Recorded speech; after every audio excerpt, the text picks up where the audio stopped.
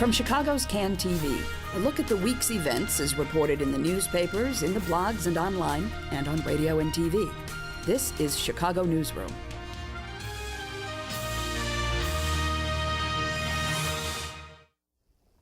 And hello again. Welcome to another edition of Chicago Newsroom. I'm Ken Davis, welcoming you back. Nice to have you here. And we've got, as usual, quite a bit to talk about today. Of course, the most important thing we have to deal with on our program today is the fact that Rob Halpin is no longer in the mayor's race. I don't know what's that going to mean, but we have some people who will be able to put that in perspective today. At least I hope they will, because if anybody knows about it, it would be Hal Dardick and John Byrne. Hal is here and John's down there. They're both reporters for the Chicago Tribune. Must read in Clout Street every day and in the pages of the Chicago Tribune, talking about what's going on at City Hall and the county building and just all sorts of things. As you're going to find out, some pretty knowledgeable guys, and we're really happy to have them here on the show today. Cindi Canary is also joining us today. Cindi Canary is with the Illinois Campaign for Political Reform. And you guys have been very busy this last cycle, helping get some new rules and regulations passed in the state of Illinois. And maybe we should start with that. Let's just talk about the fact that January 1st, 2011, the rules change. The rules do change. For the first time ever in this state, we're going to have limits on contributions. So the Chicago mayoral and aldermanic elections will be the first race out of the gate where there will be some fundraising rules. Relatively high limits by the standards of other states, but certainly something new for us. Where it was just free for all. Free for all, and whatever the traffic would allow. Exactly. It was a kind of an auction rate election system. So it will be something new, a lot of new disclosure, enforcement also. So really a completely new system. Now, I have a listing here. There's been a lot of paper printed about this. But I guess the thing I'd really like to ask about in terms of what we're facing right now is we've got, I understand from reading Hal and guys, that there's an election coming up, February 22nd, I think it is, right? We've got something like 350 people running for alderman. We have anywhere from, depending on who you believe, 18, 19, 20 people running for mayor, probably really only 4 or 5 that count. But that's a lot of people, and that could mean a lot of money. So if I am running against, Dorothy Tillman, what did I just say? No. If I am Dorothy Tillman's daughter and I'm running against the establishment, is what I meant to say. How much money can I roll in? Well, from now until the end of the year, so for the next 15 days or so, you're welcome to take as much as you possibly can. So this from the woman who would know. I'm not advising people to do this, but I think that we know that is what's going on. I mean, there was something in the paper today about a fundraiser that Rom had, and everybody is out pounding the pavement right now.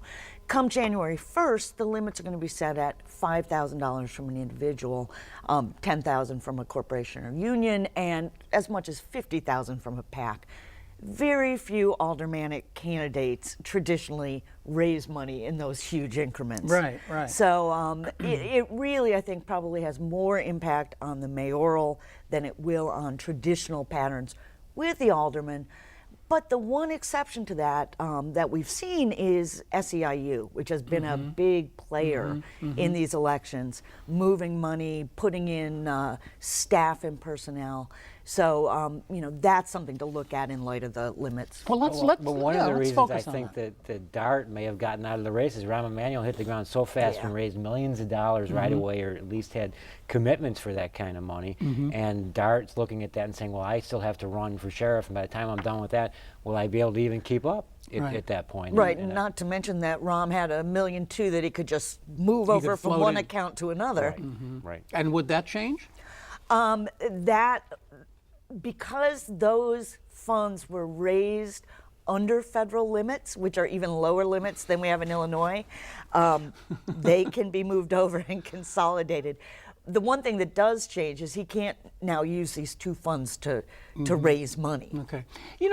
I'm sorry, this is just a complete non sequitur, but as you were talking, I was just sitting remembering our friend Rod Blagojevich and all the tapes that we listened to of Rod, he was going on and on about the changes in the, that's not the same thing, right? That was the pay-to-play law. That was the law that said if you have a contract with the state of Illinois, you can't give to the executive who oversees that contract. Yeah, and that's what he was so concerned about, when I got to get this money in before the law changes. That's absolutely right. And there is a similar city rule on contracting. It's a much narrower rule, and it says that you've got a $1,500 limit with contracting entities. Okay.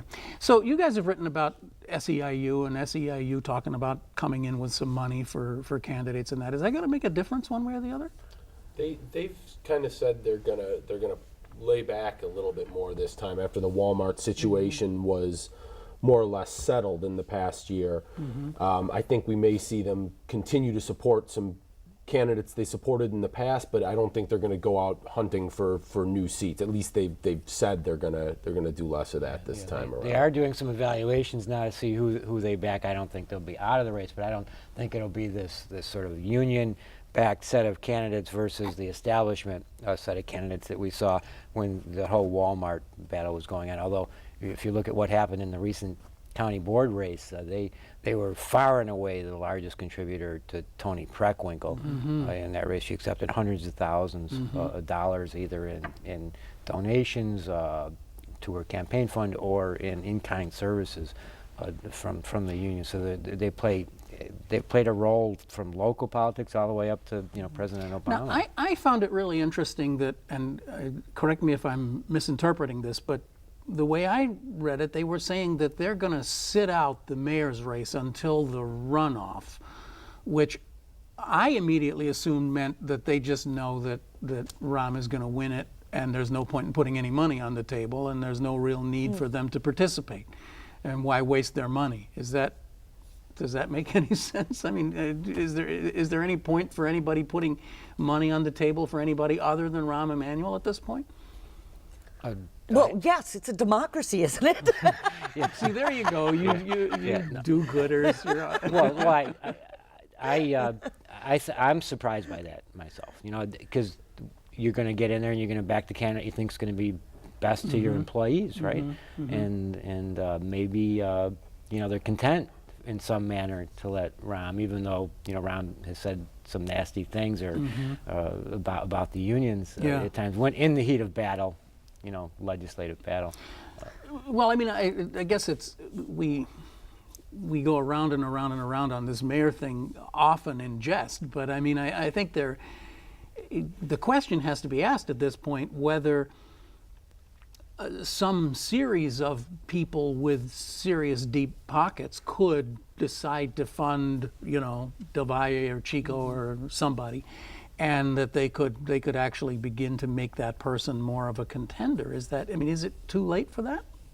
And I ask that question not because I'm trying to promote something happening, but it just seems so inevitable somehow. I think there's plenty of time. If they want to get in, there's plenty of time. Maybe waiting to see who gets knocked off with challenges, let things close up a little bit, get down to 3 or 4 or 5. I mean, they may not even know who they want to back at this point. I think we'll see money coming in, but plenty of time left. Yeah, and while sort of some of us are political junkies, and we've been on this from day one, I think most voters aren't going to really tune in until after the holidays. Right. So then they can make their TV buys later on. Nobody's buying. Rahm did his big buy, but I don't think people are really paying that much attention yet. So. Plenty of time to put the big money in later on. Gary Chico's got an impressive record of raising a lot of money. He does. Too. He does. So I think in some sense, I don't think he'll have the kind of money that Rahm can raise, but I think that he'll be very viable. Well, I guess when you're talking about an election of the size of Chicago, there really is a point. And I think I'm right about this. There's a point beyond which money just really kind of doesn't help anymore. I mean, there are only so many slots on the 10 o'clock news on the 7 channels in Chicago that you can buy. Right. And beyond that, your television buy is kind of worthless. You get to the point of diminishing returns, that's for sure. Yeah. And also, even though we're all media junkies here, the impact of those spots on the 10 o'clock news and the Jay Leno show and all that are really not as impressive as they used to be. So, and they have an annoyance factor as well. Yeah, Yes. Yeah, I think they've gotten so negative in the recent election, and sure, negative politics has existed since time immemorial, but at the same time, I think that people were getting turned off. And one thing I found really interesting is that in a couple of races where people emerged that people didn't give a lot of chances to, Anita Alvarez a couple years ago, and also in Tony Preckwinkle, they both used this Snyder Pickerel firm. I think it was Ken Snyder, now it's Snyder Pickerel, and they did very positive commercials, not picking on their opponents, but saying, the Ben Franklin commercial with Tony Preckwinkle. Yes, that's right. I remember that. And it was kind of humorous, but it painted her at the same time as strong-willed but likable, and it gave her a personality, and I think it did her wonders, and I think it distinguished her from the pack. So it can have an effect, but I don't think that necessarily the negative advertising is much the way to go as people have said it is. Well, it's been really interesting to me to watch. I mean, again, there's not a lot of money being sloshed around, so it's really too early to say, but there hasn't been a lot of really desperately negative stuff going on yet in any of these campaigns. I mean, Carol Moseley Braun did attack Rahm Emanuel, but it was almost genteel in a way, just saying, well, he ran away from his other job. So I don't know. Maybe there's something. I think the negativity is going on with the Chicago Board of Elections right now. Yeah, and the well, 429 challenges. Very good point. If you want to see negativity, head down there. And they're really picking on Rahm because they perceive him as the front runner. The whole residency issue, and folks, Gary Chico likes to say, I've been in Chicago for a long time.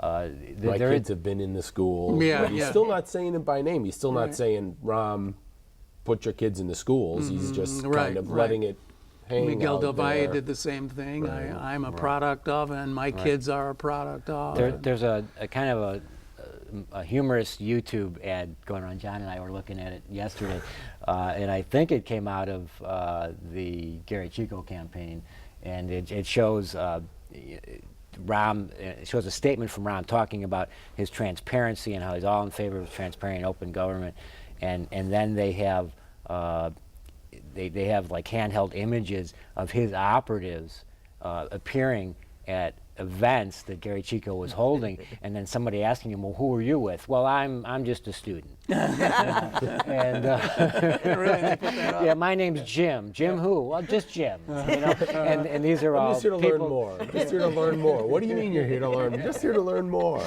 But I mean okay. So there you go. You've got something where that is sort of taking Rahm on a little bit, but it's just this YouTube video that's kind of floating out there. It's not like Chico's out there saying, why is he sending all these operatives to my events? It's just sort of a YouTube video that stands on its own. Well, he's on a listening tour after all. Yeah, That's just part of the link listening to that tour. did show up in my email box, somehow. Somehow.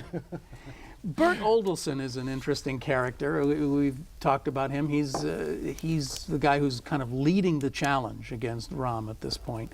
And he's been kind of associated with other campaigns and everything else. What's going on there? Is he going to be in the news much longer? Well, I think as long as the battle with Rahm Emanuel goes on, he certainly is. He was actually involved in the George Bush, Al Gore. Oh, is that right? Yes. He got a lot of publicity for that. I think, wasn't he on Bush's side? Yeah, I believe so. And of course, he's known around these parts for representing various Democratic candidates. He was Todd George's parliamentarian, but he is a very skilled election lawyer. I think you're going to hear from as long as this Rahm Emanuel battle goes on. And how long does it go on? Everyone's saying state Supreme Court, one way or the other. So right, it will fast track when it goes out of the Board of Elections. We spend way too much time talking about this on this show, and here we're dangerously falling into it again. But I can't help it. I'm obsessing on this. I want to ask you what I've asked panelists for the last 4 or 5 weeks. How could any reasonable, logical person believe that Rahm Emanuel is not qualified to run for mayor because he's not a resident? How can you? Come on. How can you base your questions on reason and logic? That doesn't have anything at all to do with it. I'm more concerned with his vehicle that's sticker. what it is.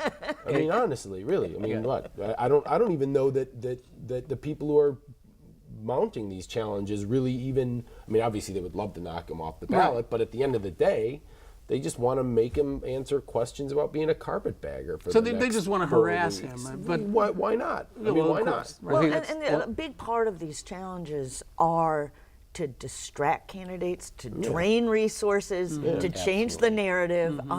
It is part of the political circus. all right, so Cindi, let me ask you specifically, as the director of the Illinois Campaign for Political Reform and somebody who has good bona fides, as somebody who cares about good elections. I mean, should he be on the ballot? It's a legal question, but my personal opinion is, yeah. When you're chief of staff to the president, it's not the same as going and working for a Taco Bell in Oklahoma City. Right. As a political issue, I'm a little bit mystified by the fact that people want to push it so hard. Yeah. Because here's a guy that went to work for the President of the United States, who is Chicago's most accomplished ever politician, and who has obviously a lot of backing in the African American community. Are you taking a risk in doing that and challenging him on that issue? I would posit that it's a real risk if your name gets attached to that challenge.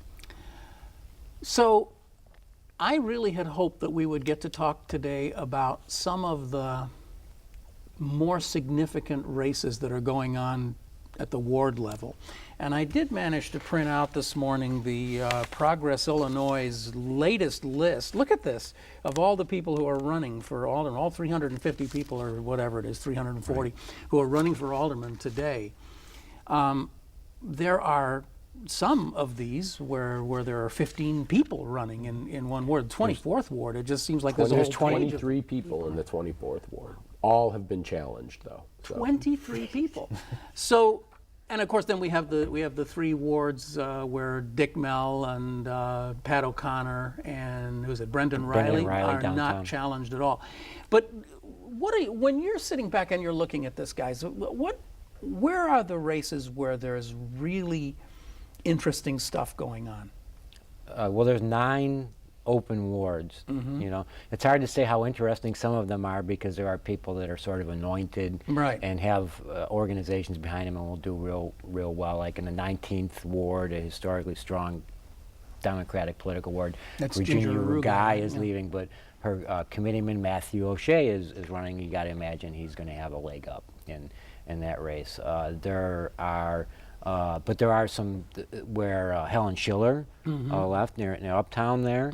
She's retiring. That's going to be pretty wide open. Maybe the one chance of getting someone in there that's really not part of any established political group in the city. So you got these 9 races. You can imagine a few surprises coming out of those. You've also got up in the 50th ward. You got Bernie Stone, who's been there longer than anyone, but Ed Burke, and has had barely won his race last time, just as Sharon Denise Dix in the 24th barely won. That's why there's so many contestants in that race. State Senator Silverstein has put up, I don't want to say has put up, his wife is running in that race, and you got to imagine she's going to give Bernie Stone and some of the other folks especially since Ira Silverstein's now the committeeman. I mean, he bounced Bernie. Bernie held on to his aldermanic seat, but he lost the committeeman seat. Now Ira's got that, and Deborah Silver. So yeah, I mean, Bernie's in a dogfight up there for sure. He's been in them before, but this one looks like it's a little grimmer than. It's going to be tough. You've got Bill Beaver's daughter, Darcel Beavers, is taking on Sandy Jackson, and Sandy's, the Jacksons, Representative Jackson's got a pretty good organization. Be tough to beat, but there's some talk that she spent a lot of time in Washington, D.C. with her husband, and that race will get very close. So there are some real battles going on there. It's going to be real interesting. You're going to have a big turnover. You're going to have. Well, that's what's cool about this. I mean, I just, again, as political junkies, this is really kind of interesting. That, I mean, you guys are throwing around 20% of the council. I've seen other people saying as many as 20 seats on the council could change hands. I mean, that's whatever that is, 2/5, right? That's more. So that's a lot of new people coming into the council, which to me raises two questions. The first is, what will these new people be like, and will they want to actually invoke the strong council model of governing that we're supposed to have, and what would be the implications for the mayor? And the other question that hides in the shadows is, what the heck was it that drove all these people out of the council? What do they know? Especially, Mary Ann Smith and Helen Schiller and all the old lions of the council. They're just walking away.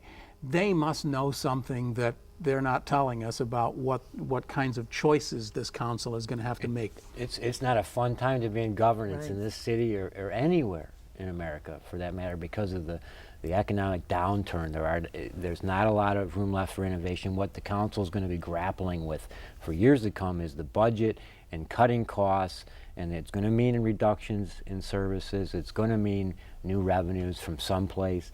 These are all decisions that risk angering the voters. It's not a lot of fun. You won't be able to get as much done. And I think that people that had been in the council a long time and had a record, and maybe perhaps the mayor to some extent, although there were other considerations, said, look, this just isn't going to be that fun for another 4 years. I don't want to do it anymore.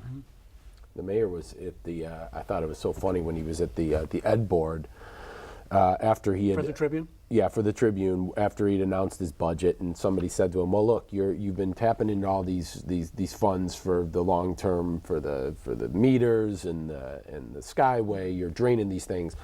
What's your successor going to do? What's your advice to your successor? And he leaned forward and said, privatize Midway. Like that was the only one I wasn't able to do. That was the plan.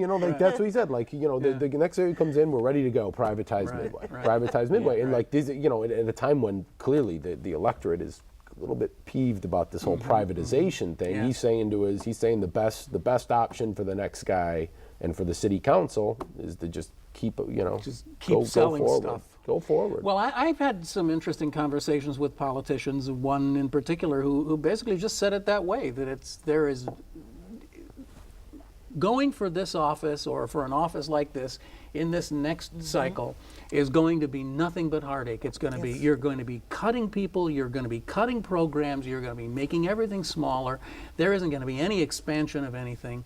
And who wants that? Who wants to be part of that? And to that adage of all politics is local, at the ward level, it really is local. It really is. And when you are cutting things, you're going to hear about it when you go to the Dominic's or the Jewel. Right. And it is it's a miserable situation. You start reducing by one the number of snowplows that are out on the street in the next few weeks, or you reduce 2 or 3 garbage routes, and not to mention, on a more serious note, the police beat reorganization. There's just a lot going on, and all of it looks like it's trending down. And to your other point, I think that with the mayoral change, the whole dynamic of the balance between the council and the executive is up in the air.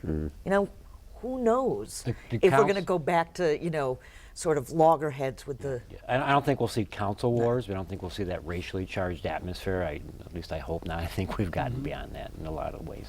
But I also think that you are going to see a council that's going to try and exert some more power. Daley has... And Burke has been talking that he's been bringing up at every opportunity, weak mayor, strong council. That's what we are here. We've gotten away from that weak mayor, strong council. He's been bringing it up. Wouldn't that be interesting if Burke, who's been thwarted for the last 20 years in becoming mayor, could become the power in the council, sort of like the big honcho in the council? Yeah. I don't think it's any coincidence that he's backing Gary Chico in this race, because Gary Chico once worked for him, understands how the council works, and you see Gary out at these press conferences yesterday, he made another reference at his press conference to he's going to work with the council, that it's going to be a collaborative Interesting. process. You can Very see interesting. Miguel del Valle talking about that, I think more out of just his principles, because he thinks it should work that way. Yeah. And I think that Rahm, you know, if you read between the lines, is like, Chicago needs a strong mayor, and I'm the guy. Right, you so know? he would, yeah. Let's, as we're wrapping it up here, just a quick go around the table. Tony Preckwinkle, off to a good start? I think Tony is off to a strong start. Of course, you know, there's still a As little... president of the Cook County. Yeah, absolutely, yeah. She was just sworn in Monday as president of the Cook County Board. You know, she defeated Todd Stroger and some other candidates in the primary. She's already replaced about 3 dozen top personnel who were part of the 8th Ward Stroger political organization, or just friends of his. You know, we're going to learn more about that today, this afternoon, but with some people that have records of accomplishment out in the community and in politics. And she's talking about all the tough budget decisions that are going to have to be made, and some things that have been anathema because they reduce patronage armies and so forth. But it's going to be a really tough slog between now and the end of February, when she has to pass a budget, and the revenue shortfall is projected at $480 million plus. There's going to have to be a lot of cuts, and she doesn't have the time to make the real strong strategic budgetary decisions that are going to be necessary to keep services at the current levels and cut the money. So, did any of you guys get an invitation to Todd Stroger's zoo party? Were you? I wasn't flooded. You hadn't been flooded. Okay. All right.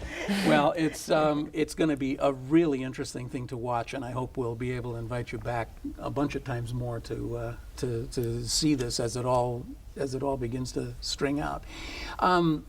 Cindi, there's going to be a program that one of my other roles is with the Chicago Headline Club, and we're working with you guys on Monday morning. Monday morning at 9:30 on the Monday the 13th in the Blandick Center across from the Thompson Center, where we're going to be outlining for journalists what the new rules of the game are for campaign finance, and then people from the AG's office will be there outlining where we're at with FOIA.